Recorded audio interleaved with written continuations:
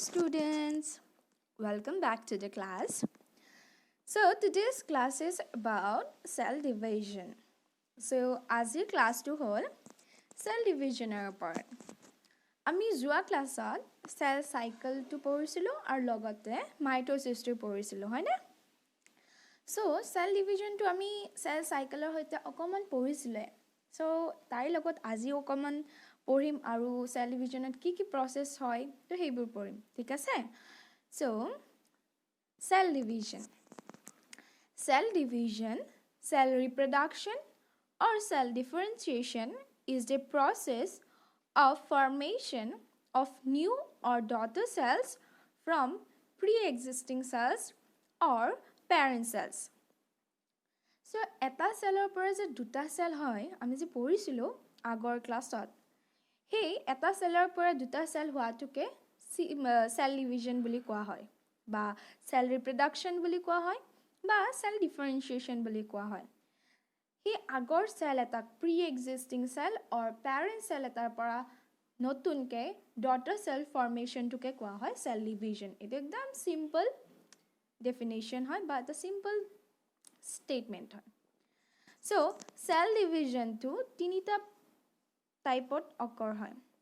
তোমাৰ cell division mitosis-ৰ process দিও cell division হ'ব পাৰে mitosis-ৰ process-ৰ through cell division হ'ব পাৰে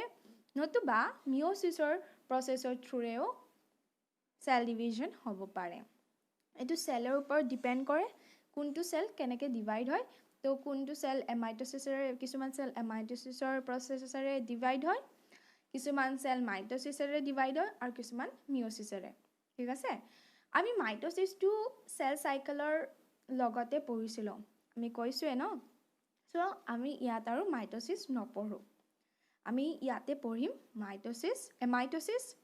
আৰু meiosis-ৰ কথা ঠিক আছে সো mitosis to আজি ক্লাছটোত পঢ়িম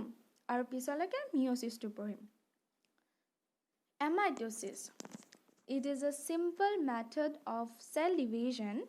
which is also called as direct cell division এটো বহুত simple cell division হয় ঠিক আছে এটো direct cell division বুলি কোৱা হয় ইয়াতে যেনেকৈ আমি mitosis-ত পঢ়িছিলোঁ ন chromosome divide হয় nucleus to divide হৈ যায় তেতিয়াহে cell-টো divide হয় তো বহুত complicated হয় ন complex বস্তুবোৰ আছিল তাতে কিন্তু mitosis-ৰ ক্ষেত্ৰত তেনেকুৱা নহয় এটো বহুত simple হয় mitosis was discovered by Remek in the year 1841 and 1855 and described by Fleming in the year 1882. So mitosis to মানে এটো ডিসকভাৰ কৰিছিল এজন সাইন্টিষ্ট তাৰ নাম আছিল Remek in the year 1841 and 1855 আৰু describe কৰিছিল Fleming in the year 1882. So mitosis is not the regular method of division because it does not provide the nuclear matter equitably. So mitosis to regular method of division নহয় কাৰণ ইয়াৰ যোনটো nuclear মেটাৰটো থাকে সেলৰ ভিতৰত যোনটো নিউক্লিয়াছৰ ভিতৰত যিখিনি matter থাকে বা বস্তু থাকে সেইখিনি সমান ভাগে ভাগ নহয় সেইকাৰণে এটো ৰেগুলাৰ মেথড অফ ডিভিজন নহয় বুলি কৈছে সো এটো হয় প্ৰটোজোৱাৰ ক্ষেত্ৰত mitosis occurs in some metabolic nucleus of some protozoa then mitosis occur in disease cell কিছুমান disease cellৰ ক্ষেত্ৰতো হয় যেনেকৈ এটাৰ পৰা দুটা হৈ গ'ল দুটাৰ পৰা চাৰিটা হৈ গ'ল এটো বহুত disease cells বোৰ কেনেকুৱা হয় suppose example কিছুমান cell থাকে ন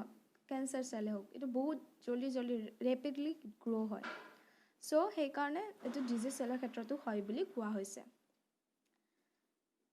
তাৰ নেক্সট ইয়াতে যে ফটোটো আছে mitosis-ৰ processor এটো বেছি ক্লিয়াৰ বা আইডেন্টিবল নহয় বাট নেক্সট ফটোটো তোমালোকে ভালকে আইডেন্টিফাই কৰিব পাৰিবা এটো ক্লিয়াৰ হয় but ইয়াতে মই তোমাক এক্সপ্লেনেশ্যন খিনি কৰি দিম in this division there is no differentiation of chromosomes and spindle মানে ইয়াতে chromosome differentiation নহয় আৰু spindle fibers-ৰ বিলাক যেনেকৈ spindle fibers formation হয় mitosis-ৰ ক্ষেত্ৰত যেনেকৈ হৈছিল ইয়াতে নহয় so chromosome differentiation নহয় আৰু spindle formation নহয় nuclear envelope does not get degenerate তো যোনটো nuclear envelope আছে সেই nuclear envelope to degenerate নহয়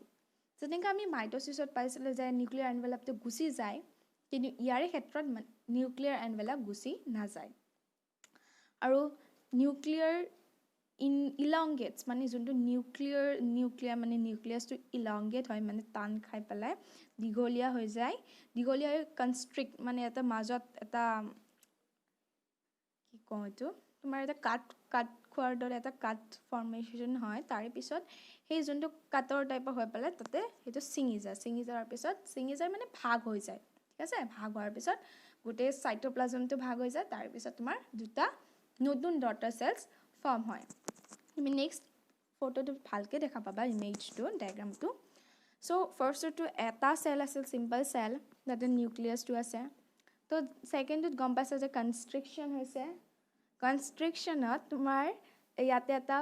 দীঘল হৈ গৈছে নিউক্লিয়াছটো দেন থাৰ্ডটোত আৰু দীঘল হৈ পেলাই ফৰ্থটোত ডটাৰ সেলস ফৰ্ম হৈ গৈছে তো এইটো সিম্পল প্ৰসেস হয় এমাইটোসিছৰ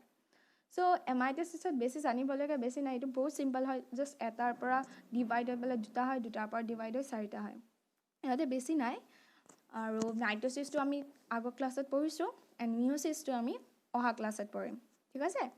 এইখিনিয়ে মাইটোসিছৰ কথা যদি কিবা ডাউট থাকে তোমালোকে সুধিব পাৰিবা আৰু ভাল পাইছে যদি লাইক কৰি দিবা ঠিক আছে থেংক ইউ